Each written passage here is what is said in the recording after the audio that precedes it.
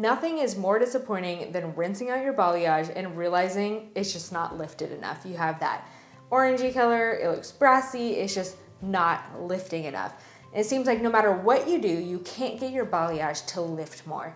Hey everyone, my name's Lauren, welcome back to my channel, and today I'm gonna go over 4 things that you can look at to troubleshoot in order to figure out why your balayage isn't lifting and how to fix it. Now, there could be other reasons than this, but these are the 4 most common problems that I see when I work with students. So I'm gonna go ahead and address those for you today, and hopefully you could get some clarity as to why you're not able to get your balayage to lift more. And before we get started, if you're needing more help with balayage, toning, lifting, blending, any of that stuff, you're gonna wanna check out my free class. It's online that I created for you guys to help you be more successful with balayage and just more confident. So if you're interested in that free class, make sure to check out the link in the description below. And let's get started. So one of the most important things that you can do in order to get more lift out of your balayage is to control the section size. Make sure your section sizes are consistent.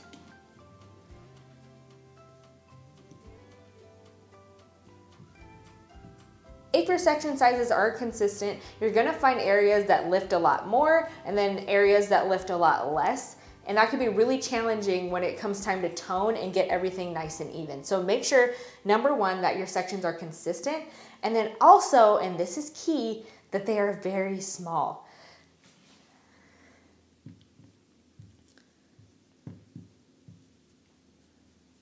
So when I'm working with students in my online balayage courses, the number 1 problem that I see when they're not able to get enough lift is their section sizes are just too large. If you're working with too large of section sizes, it's very difficult to get the proper amount of saturation. You can overwhelm yourself while working with too large of a section and the saturation suffers. And that leads me to my next point.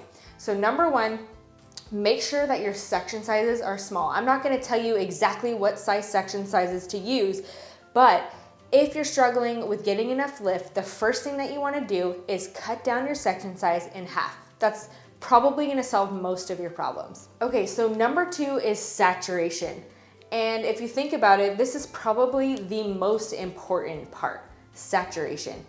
Sometimes when we're watching freehand balayage, you're watching the artist paint and it's just kind of like, it looks so light-handed and feathery. And at the top of the section, you go and do that and you realize, oh my gosh, it didn't lift very much at the top, but it's a little bit more lifted at the ends. And the reason for that is typically when you watch somebody do freehand balayage painting, you think, okay, I just need to do less saturation at the top, more saturation at the ends. So that is the reason why the ends lift so much and then the top barely gets any lift at all. But if you're finding that it's just not lifting all the way through, it's because you're just not saturating enough at all. So you want to make sure that when you're doing balayage, you're building saturation. So even if somebody's using a light hand at the top of the balayage to try to feather it, you still want to make sure that you're building saturation there. You don't just stop because it looks very blended. You want to see it very, very white. So that's a rule of thumb with saturating for balayage. You want to see the hair very, very white.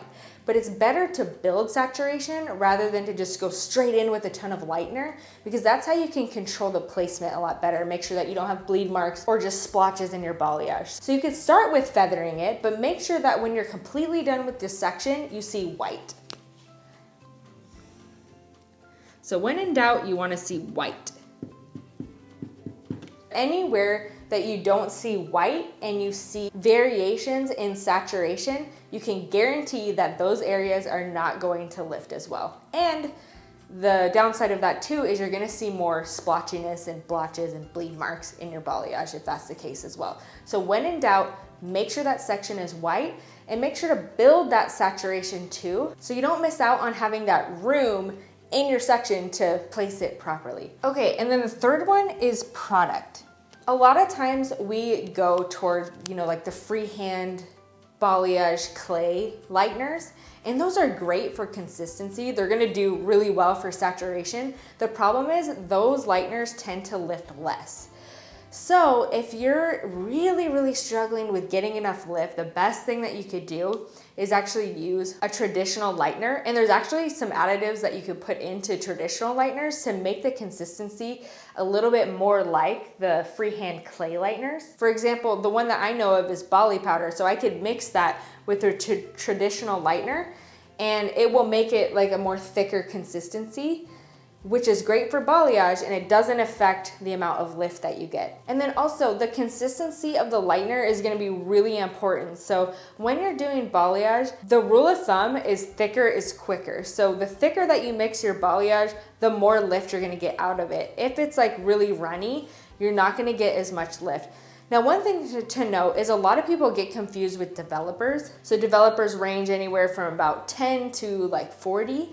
And a lot of people use the higher developers in order to get more lift, but the truth is every single developer is going to give you the same amount of lift. The developer does not control the amount of lift, it only controls the speed. What actually controls the lift is the lightener you're using. So that's why you always want to check how many levels of lift you're able to get out of the lightener that you're using. My favorite lightener to use that's not like a freehand paint is Wella Blondor. I've talked about it before in other videos. I love Wella Blondor because it doesn't swell so much. So especially when you're doing freehand painting, you just have some control there. So when it comes to product, make sure that you are focusing on the lightener that you're using, not the developer. All developers are going to do the same thing.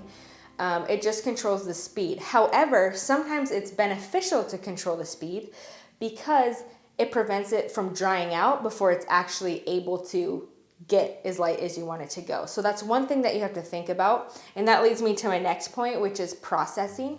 So one thing you want to check on when you're doing balayage is if the product is drying out. If the product's drying out, try to go back and just add more product. But this is why you want to get the consistency of your product really good. So you want to make sure that it is thick, but it's not so thick that you can't spread it, because the likelihood of it drying out faster is pretty high. So when it comes to processing, you want to make sure that your product stays wet. That's super important. As soon as the product dries out, it's no longer doing anything. So make sure that it stays wet.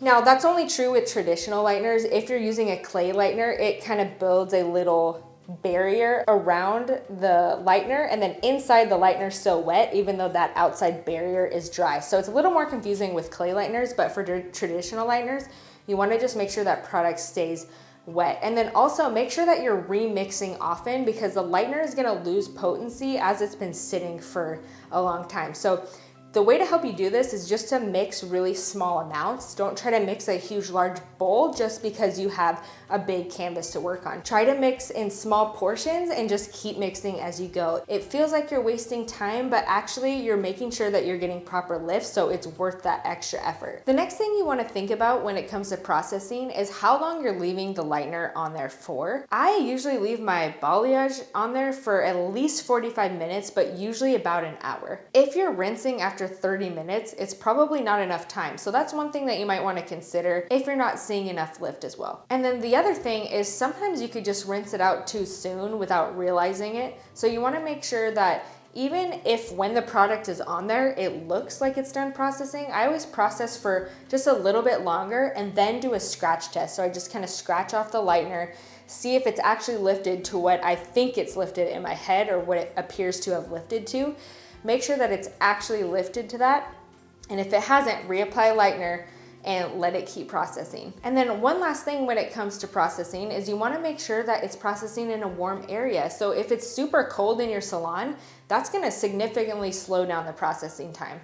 So if it's really cold, like maybe bring them out in the sun, or sometimes what I like to do is just attach a diffuser to my blow dryer. And when I use a diffuser, I'm standing at a distance so that I'm not concentrating too much heat. I'm just trying to create a general atmosphere of heat. So don't put it too close to the hair where you could cause a lot of damage, but just use a little bit of heat in order to counteract how cold it is in the salon. Okay, so let's do a quick review just to make sure it all makes sense, and then I'm gonna explain two important things after this if you're still struggling to get a lot of lift. So first thing you wanna look at is your section size. This is very important. Make sure your sections are consistent and make sure that they are small. If when in doubt, make the section size smaller. That's gonna help a lot because it's going to help you get a lot better saturation.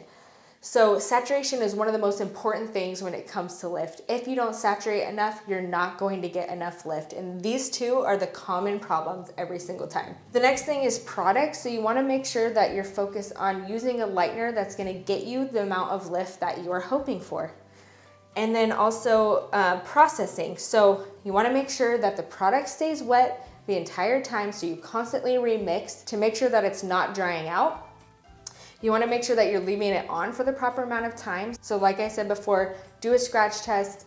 If it seems like it's done, wait a little bit longer, you should be good, but it usually takes about an hour to process. And then especially darker hair, it may take even longer than that. So don't be surprised if you have to let it sit for a pretty long time. And then also you just wanna think about the temperature in the room. If it's very cold in the salon, that's gonna affect things. So try to use a diffuser to just create like a little bit of an atmosphere of heat around the balayage so that it can process evenly and process a little bit quicker. So if you feel like you're doing all these things right and it's still a problem for you, I wanna just mention a few things that could be the problem as well. So number one is if there is previous color in the hair, this is outside of your control. Don't think that if you take more classes, if you find the right technique, that that's going to help anything when it comes to getting more lift with balayage. If there's previous dark color in the hair, that is completely out of your control. And make sure that you can only promise the client that you will do everything you can to get them as light as possible, and try not to promise anything super light and super cool, because the likelihood of you being able to do that in one session with previous dark box color or even just dark professional color, the odds of you being able to get super cool and super light are very minimal. So make sure that you just level the expectations with the client and with yourself as well. It's outside of your control, so don't stress so much about, oh, how can I make this lift? Sometimes it just can't. So if there's previous color, don't stress, just make sure you level the communication with the client. The second thing is balayage is really great. Freehand hair painting is really great for creating beautiful sun-kissed looks, for enhancing somebody's natural color, to just make it look a little bit more interesting and reflect light a little better. But if your main focus is to get someone super light and super cool, it may be that you're using the wrong technique altogether. And for me, I found that out the hard way. I always had clients who were just like, this is so pretty, I love the blend of balayage, but I just wish I was lighter. And they just could never be light enough, never be cool enough. So that's when I kind of transitioned to doing more foliage. And before, I thought foiling was just for creating, those simple cookie cutter highlights, So I never really entertained the idea of foliage until I started getting that problem enough and started realizing I need to use foils to get more lift. Like, there's nothing that can get you better lift than foils. So that's something to consider if you feel like you just cannot seem to get people light enough and you're doing all of these things. So if that's you, if you're really, really struggling to get lift and you're doing all of these things, I would consider not using balayage or freehand hair painting. Because a lot of times, clients will bring in pictures and they think it's balayage, and so you think, oh, they want balayage, I need to do balayage. But if you think about the actual end result that they're going for, if they're trying to be super light, super cool, they want a big transformation, foliage is going to be the way to go. And that might be the difference between you really pleasing a client and between you just being really frustrated with your freehand balayage. So if that's something that you struggle with, make sure to check out my free class on my foliage method, and that's in the links in the description below. And let me know really quick which one of these tips you're gonna try to implement first, and which one do you think is the real problem for you when it comes to lifting your balayage. I wanna know in the comments below. Thank you guys so much for watching. My name is Lauren, and I will see you in the next video.